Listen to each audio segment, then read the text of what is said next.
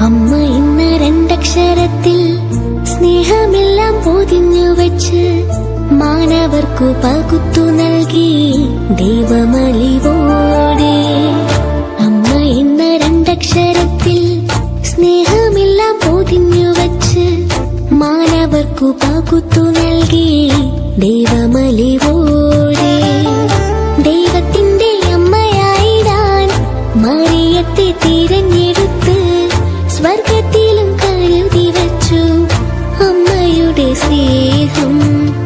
ദൈവത്തിന്റെ അമ്മയായിടാൻ മറിയത്തെ തിരഞ്ഞെടുത്ത് സ്വർഗത്തിലും കരുതി വച്ചു അമ്മയുടെ സ്നേഹം.